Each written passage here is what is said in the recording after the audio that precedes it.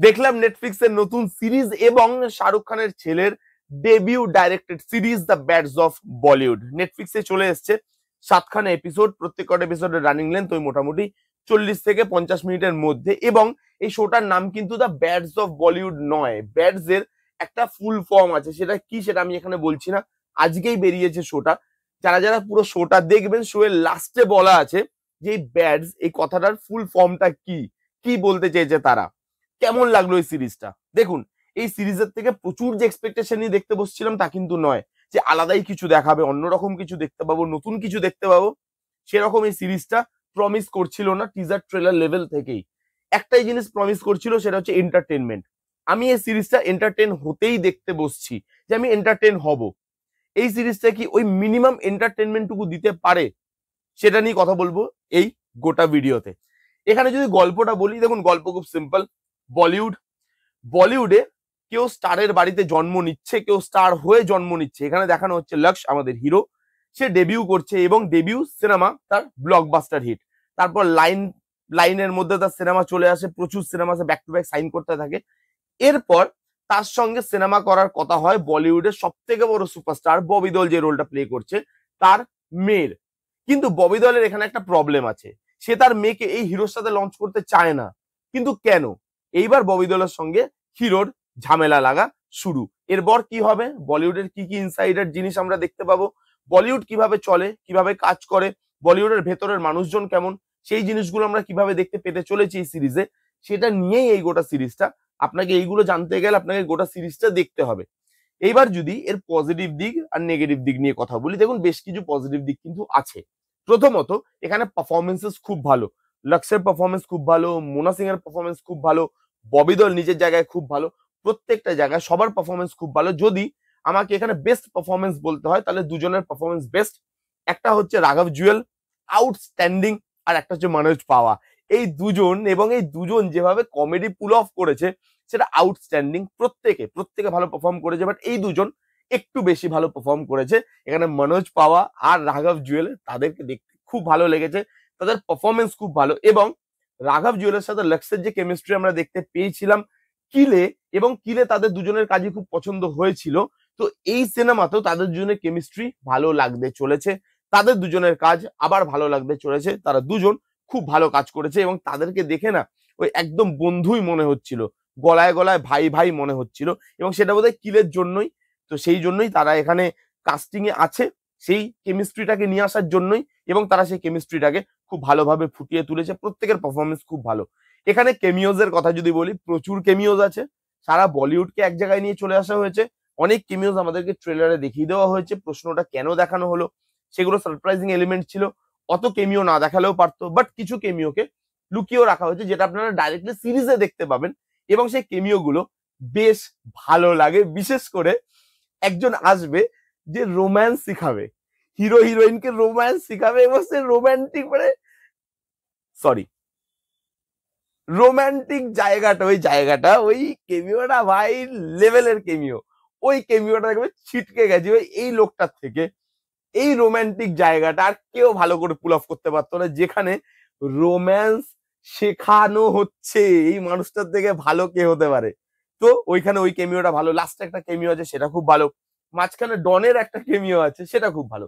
এবং এটা যেহেতু বলিউডকে নিয়ে, সেহেতু এর লুক অ্যান্ড ফিলটাও সেভাবেই রাখা হয়েছে। এর বিজিএম থেকে শুরু করে, কালার টোন থেকে শুরু করে খুব গ্ল্যামারাইজ, এবং বলিউডকে যেহেতু রিপ্রেজেন্ট করছে, বলিউডিশ ভাবেই জিনিসগুলোকে রাখা, সেই জিনিসটাও আমার থিম হিসাবে বেশ ভালো লেগেছে। এবং এখানে বলিউডের ব্যাপারে যে জিনিসগুলো বলা হচ্ছে, সেই জিনিসগুলো নতুন নয়, কিন্তু সেই জিনিসগুলোকে ফানি ওয়েতে প্রেজেন্ট করা হয়েছে। যেরকম একটা প্রোডাকশন হাউস কিভাবে কাজ করে, অন্য প্রডিউসাররা তার কাজ কিভাবে নিয়ে নিতে চাইছে, যখনই একটা হিরো ওঠে ওপরে, তখন প্রডিউসাররা তার পেছনে কিভাবে পড়ে যায়। কন্ট্রাক্ট, এই যে 3টে সিনেমার কন্ট্রাক্ট আমরা বারবার শুনি, যে যখনই কেউ আসে তাদেরকে 3টে সিনেমার কন্ট্রাক্ট সাইন করিয়ে নেওয়া হয় এই প্রোডাকশন হাউস থেকে, ওই প্রোডাকশন হাউস থেকে।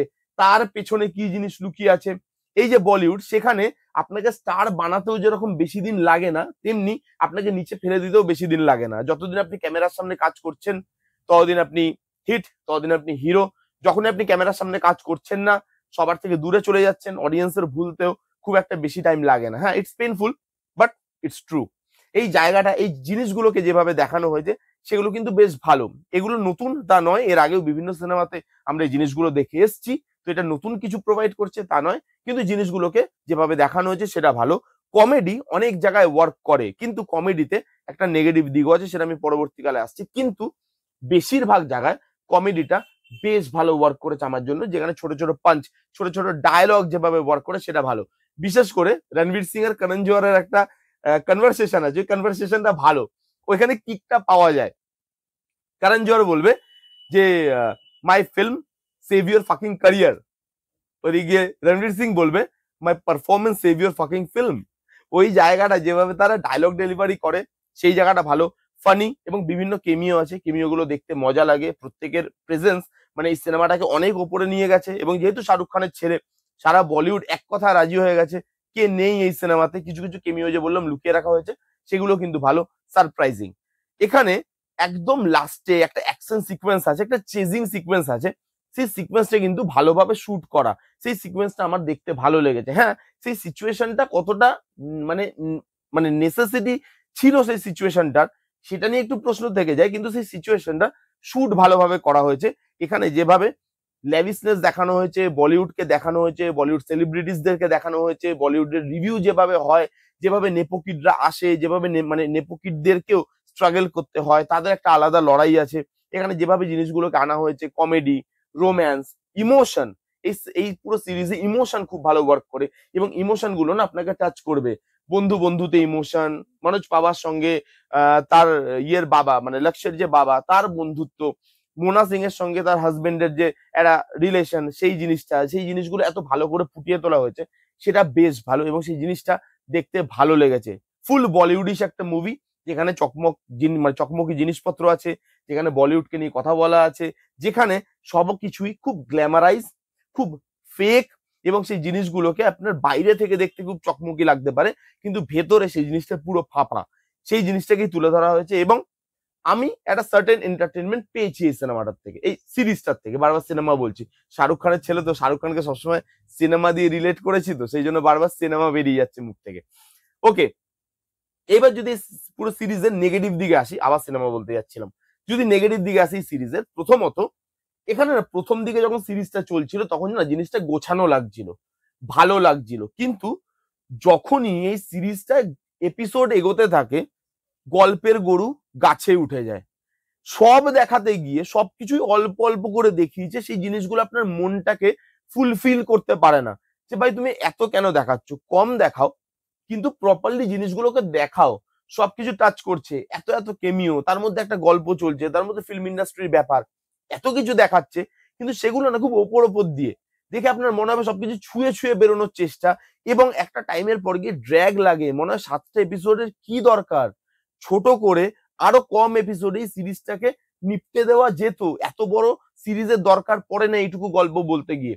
সেখানে এত জিনিসগুলোকে চোখে আঙুল দিয়ে দেখাচ্ছে। বলিউডের ব্যাপারে তুমি যে পোক গুলো করছো, আরিয়ান খানকে বলছি, যে পোক গুলো করছো, সেই জিনিসগুলো এত চোখে আঙুল দিয়ে দেখানোর কিছু নেই। এখন মানুষ বলিউডের ব্যাপারে জানে, সেখানে কিভাবে কাজ হয়, সেখানে প্রোডাকশন হাউসরা কিভাবে জিনিসগুলোকে মানে ম্যানিপুলেট করে, সেখানে মাফিয়া রাজ কি করে চলে, সেখানে আন্ডারওয়ার্ল্ডের সঙ্গে কিভাবে যুক্ত আছে বলিউড, সেই জিনিসগুলোকে এখানে যেভাবে চোখে আঙুল দিয়ে দেখানো হয়েছে, এক এক জায়গায় একটু বেশি চোখে আঙুল দিয়ে দেখানো হয়েছে, সেগুলো আন্ডারটোনেও রেখে গল্পটা বলা যেত। এত টাইম নেওয়ার দরকার ছিল না। খুব আননেসেসারি জিনিসপত্র দেখায়, এক এক জায়গায় খুব জোর করে কমেডি ঢোকায়, কমেডিটা ভালো ওয়ার্ক করে যাচ্ছিল, কিন্তু এক এক সময় মানে এক এক সময় কমেডির খুব ওভার ইউজ দেখা যায়। মনে হয় দেখে যেখানে ফোর্সফুলি ভাবে কমেডিটাকে ঢোকানোর চেষ্টা করা হয়েছে। আর ভাই এত গালাগালি, মানে এনে ওটিটি মানে গালাগালি দিতে পারবো, মানে যেখানে ইচ্ছা গালাগালি, সবাই মা বোন এক করে দিচ্ছে, যে যার পারছে মা বোন এক করে দিচ্ছে। এত স্ল্যাংস কেন, পুরো আননেসেসারি লাগছিল এক এক জায়গায় স্ল্যাংস জোর করে, সেখানে ভালো লাগছিল না। যা গল্প ছিল, এর যা মেটেরিয়াল ছিল, সেখান থেকে আমি এক্সট্রাঅর্ডিনারি কিছু মানে সিরিজ আশা করিনি। সেখান থেকে আমি নর্মাল একটা এন্টারটেনিং সিনেমা মানে সিরিজে আশা করে বসছিলাম। সিরিজ তো নর্মাল একটা সিরিজে আশা করে বসছিলাম, কিন্তু এখানে আরিয়ান খানের ডাইরেকশন নিয়ে যদি আলাদা করে কথা বলি, তার ডাইরেকশনে আপনি আলাদা কিছু দেখতে পাবেন না, তার ডাইরেকশনে নতুন কিছু দেখতে পাবেন না।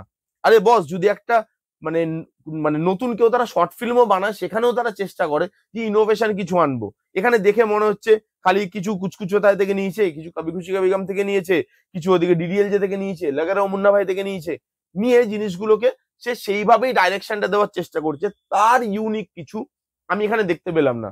কারণ জোহর যেভাবে ডাইরেক্ট করে, আরিয়ান খানও মানে মোটামুটি সেভাবে ডাইরেক্ট করে দিয়েছে এই পুরো সিরিজটাকে। আমি এই সিরিজটার থেকে নতুনত্ব কিছু আশা করছি না, কিন্তু এই সিরিজটার থেকে এইখানে আপনার প্রথম ডাইরেকশন, আপনি শাহরুখ খানের ছেলে, তো লোক আপনার থেকে একটু ইনোভেশন তো আশা করতে পারে, বা ডাইরেকশনের কোনো ক্যামেরা অ্যাঙ্গেল একটু আলাদা হলো, বা ডাইরেকশনের একটু অন্যরকম ভাবে সিনটাকে প্রেজেন্ট করলাম, অন্যরকম ভাবে মানে একটা সিন থেকে আরেকটা সিনে যাচ্ছে সেখানে ট্রান্সফরমেশনটা একটু অন্যরকম ভাবে দিলাম। এটা তো করা যেতেই পারতো, এটার জন্য তো সেরকম লেভেলের পড়াশোনা বা সেরকম কিছু লাগে না, একটু ভাবলেই তো হয়ে যায়। সেই জিনিসগুলো দেখলাম না, ভাবনার অনেক মানে জায়গা খালি রাখা হয়েছে। জাস্ট যেভাবে সে ছোটবেলা থেকে বলিউডকে দেখেছে সেভাবেই পুরো ক্যামেরার লেন্সে তুলে বসিয়ে দিয়েছে।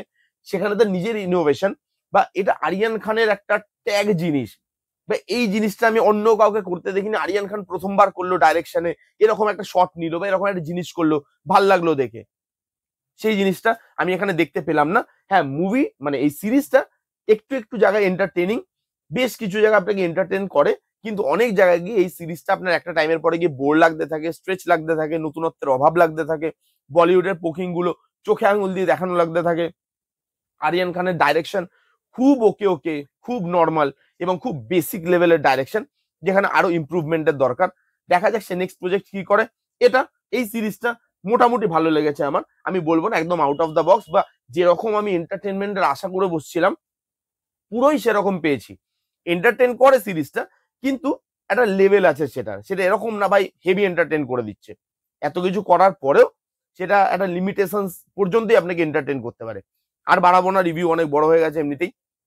এই ছিল দ্য ব্যাডস অফ বলিউডের রিভিউ। কারা কারা দেখেছেন কমেন্ট করে জানান যে আপনাদের কিরকম লাগলো।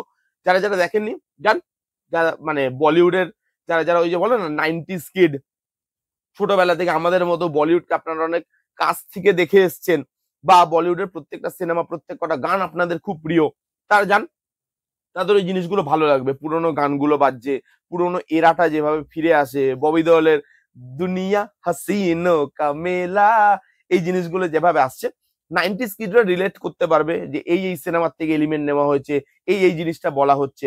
যারা বলিউড সিনেমা দেখে বড় হয়েছে তারা রিলেট করতে পারবে, সেই জায়গাগুলো এন্টারটেইনিং লাগবে এই পুরো সিরিজটা। কেমন লাগলো রিভিউটা জানাতে ভুলবেন না। ভালো লাগলে প্লিজ করে থামস আপ, লাইক করবেন, কমেন্ট করবেন, শেয়ার করবেন, চ্যানেলটাকে মাস্ট সাবস্ক্রাইব করবেন। দেখা হচ্ছে নেক্সট কোনো ভিডিওতে, ততক্ষণ bye bye, take care and be safe.